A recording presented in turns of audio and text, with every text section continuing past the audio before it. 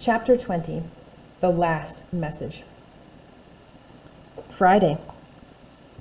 They tell us we leave tonight. I knew it would be soon. The training has been over for nearly a month now.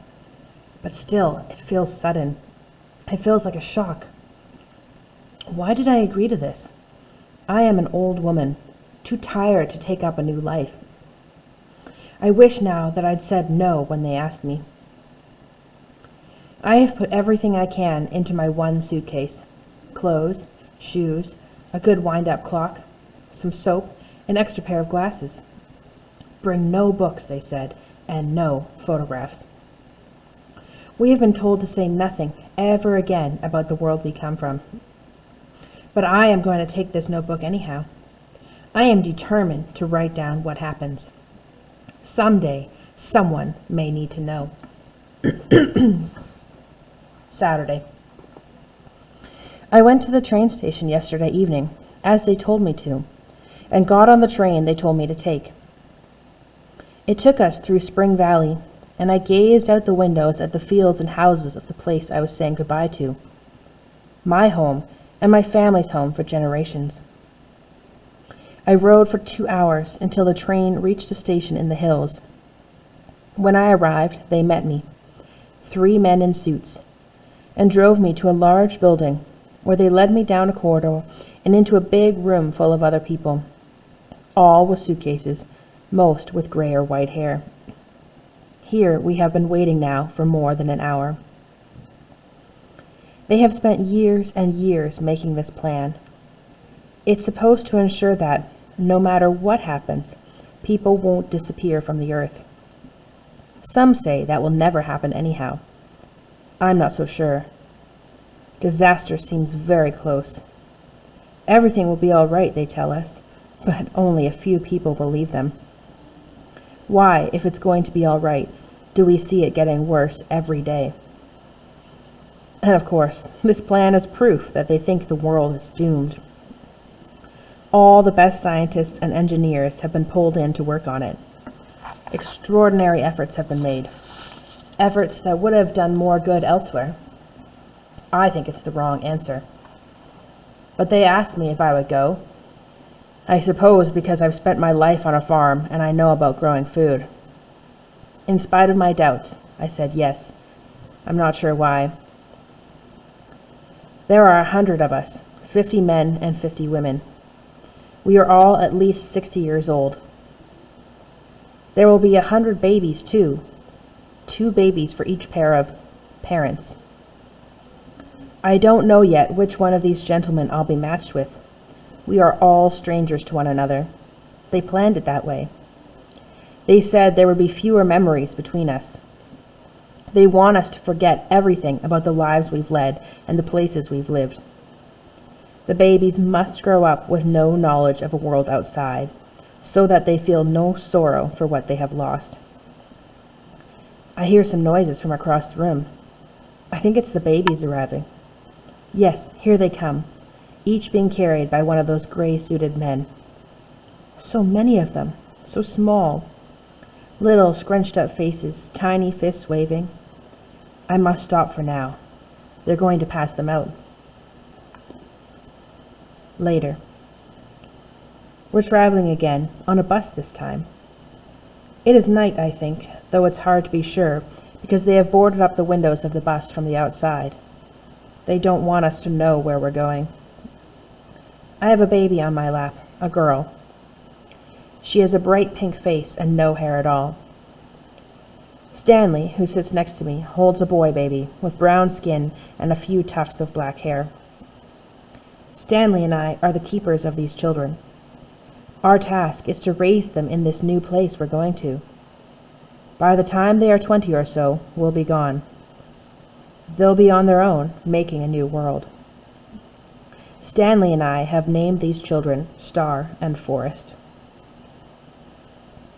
Sunday.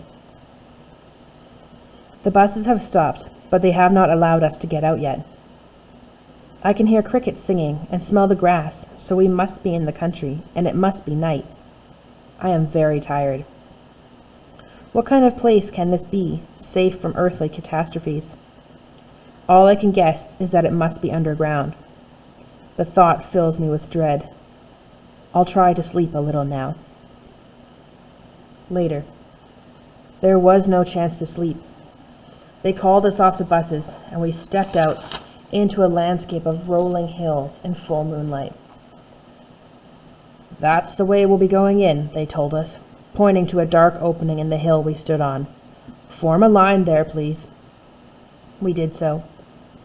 It was very quiet, except for the squalling of a few of the babies. If the others were like me, they were saying goodbye to the world. I reached down to touch the grass and breathed deeply to smell the earth. My eyes swept over the silver hills, and I thought of the animals prowling softly in the shadows, or sleeping in their burrows, and the birds standing beneath the leaves of the trees, with their heads tucked under their wings. Last, I raised my eyes to the moon, which smiled down on us from a long, cold distance away. The moon will still be here when they come out, I thought. The moon and the hills, at least. The opening led us into a winding passage that ran steeply downhill for perhaps a mile. It was hard going for me. My legs are not strong anymore. We moved very slowly. The last part was the worst. A rocky slope where it was easy to miss your footing and slip. This led down to a pool. By the shore of the pool, our group of aged pioneers gathered. Motorboats were waiting here for us, equipped with lanterns. When it's time for people to leave this place, is this the way they will come? I asked our pilot, who has a kind face. He said yes. But how will they know there's a way out if no one tells them? I said. How will they know what to do? They're going to have instructions, said the pilot. They won't be able to get at the instructions until the time is right. Crystal, can you come back to the office, please? Sorry about that, guys. If you could hear, the announcements just came on. I'll go back to reading. But how will they know there's a way out if no one tells them? I said. How will they know what to do? They're going to have instructions, said the pilot. They won't be able to get at the instructions until the time is right. But when they need them, the instructions will be there. But what if they don't find them? What if they never come out again? Oh, I think they will. People find a way through just about anything. That was all he could say. I am writing these notes while our pilot loads the boat. I hope he doesn't notice. It ends there, said Lena, looking up. He must have noticed, said June. Or she was afraid he would, so she decided to hide it instead of taking it with her. She must have hoped someone would find it. Just as we did, he pondered. But we might not have if it hadn't been for Poppy. No, and we wouldn't have known that we came from here. The fiery circle had moved up in the sky now, and the air was so warm that they took off their coats. Absently, Dune dug his finger into the ground, which was soft and crumbly. But what was the disaster that happened in this place? He said. It doesn't look ruined to me. It must have happened a long, long time ago, said Lena.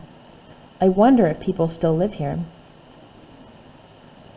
They sat looking out over the hills, thinking of the woman who had written in the notebook. What had her city been like, Lena wondered. Like Ember in some way, she imagined. A city with trouble, where people argued over solutions. A dying city. But it was hard to picture a city like Ember, here in this bright, beautiful place. How could anyone have allowed such a place to be harmed? What do we do now? Asked Lena. She wrapped the notebook in its covering again and set it aside. You can't go back up the river and tell them all to come here. No, we could never make the boat go against the current. Are we here alone, then, forever? Maybe there's another way in, some way that lets you walk down to Ember. Or maybe there's another river that runs the other way. We have candles now. We could cross the unknown regions if we found a way to get there. This was the only plan they could come up with. So, all day long, they searched for another way in. Under the brow of the hill, they found a hole where a stream wandered into the dark. The water was good to drink, but the hole was far too small for them to fit through. There were gullies full of shrubs, and Lena and Dune crawled among the leaves and prickly branches, but found no openings. Bugs buzzed around their ankles and past their eyes. Brown earth stained their hands, and pebbles got into their shoes.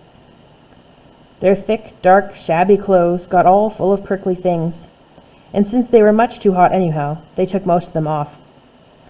They had never felt such warmth against their skin and such soft air. When the bright circle was at the top of the sky, they sat for a while in the shade of one of the tall plants on the side of the hill, in a place where the thick brush gave way to a clearing. Poppy went to sleep, but Lena and Dune sat looking out over the land. Green was everywhere, in different shades, like a huge, brilliant, gorgeous version of the overlapping carpets back in the rooms of Ember. Far away, Lena saw a narrow gray line curving like a pencil stroke across a sweep of green. She pointed this out to Dune, and both of them squinted hard at it, but it was too far away to see clearly. "Could it be a road?" said Lena. "It could," said Dune. "Maybe there are people here after all." "I hope so," said Dune. "There's so much more. I want to know." They were still gazing at the far-off bit of gray when they heard something moving in the brush nearby. Leaves rustled. There was a scraping, shuffling sound. They stiffened and held their breath. The shuffling paused and then started up again. Was it a person? Should they call out? But before they could decide what to do, a creature stepped out into the clearing. It was about the same size as Poppy, only lower to the ground, because it walked on 4 legs instead of 2. Its fur was a deep rust red. Its face was a long triangle, its ears stood up in points, and its black eyes shone. It trotted forward a few steps, absorbed in its own business. Behind it floated a thick, soft-looking tail. All at once it saw them and stopped. Lena and Dune stayed absolutely still. So did the creature. Then it took a step toward them, paused, tilted its head a little as if to get a better look, and took another step. They could see the sheen of its fur and the glint of light in its eyes. For a long moment they stayed like this, frozen, staring at one another. Then, unhurriedly, the creature moved away. It pushed its nose among the leaves on the ground, wandering back toward the bushes, and when it raised its head again, they saw that it was holding something in its white teeth, something round and purplish.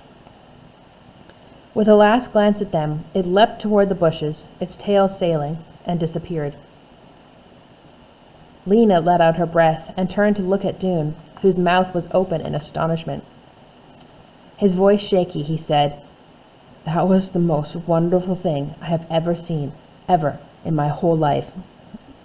"Yes, and it saw us," Dune said, and Lena nodded. They both felt it. They had been seen.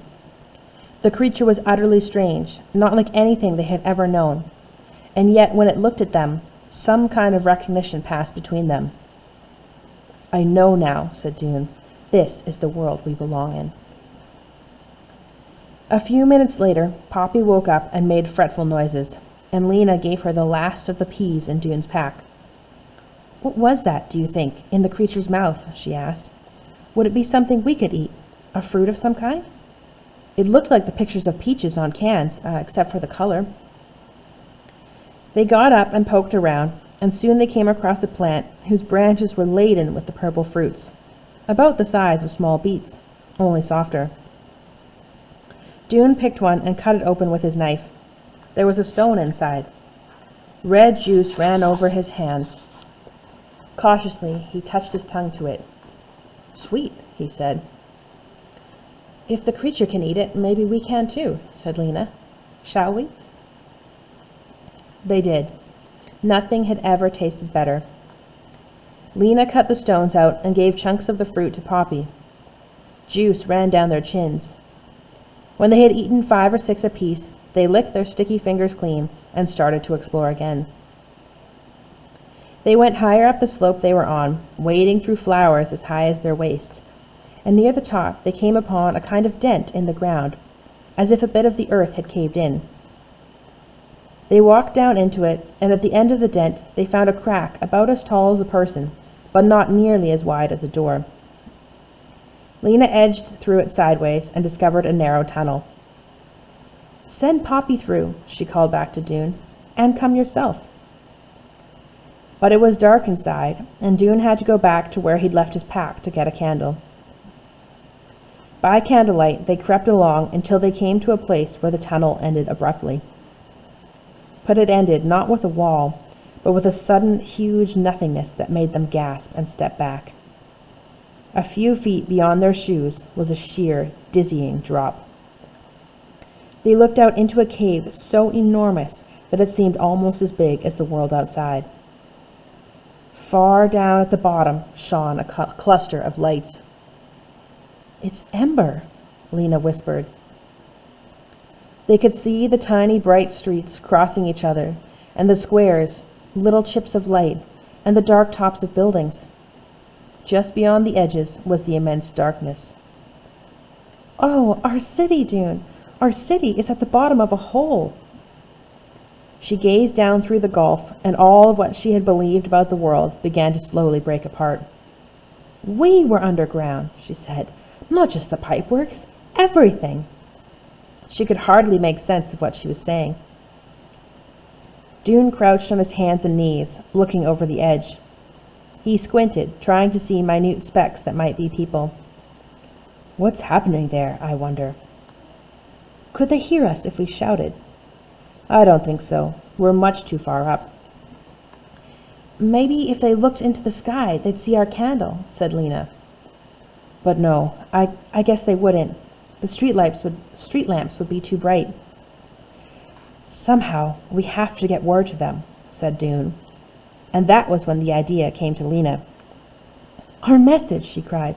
"We could send our message." And they did. From her pocket, Lena took the message that Dune had written, the one that was supposed to have gone to Clary, explaining everything. In small writing, they squeezed in this note at the top. "Dear people of Ember, we came down the river from the pipeworks and found the way to another place. It is green here and very big.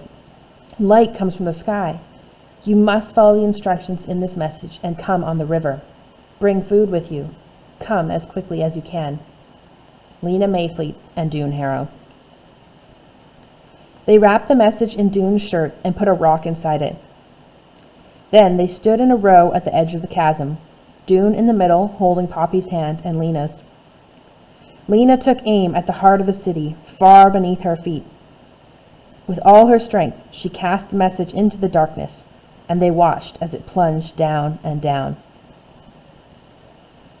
Mrs. Murdo, walking even more briskly than usual to keep her spirits up, was crossing Harkin Square when something fell to the pavement just in front of her with a terrific thump. "How extraordinary," she thought, bending to pick it up. It was a sort of bundle. She began to untie it.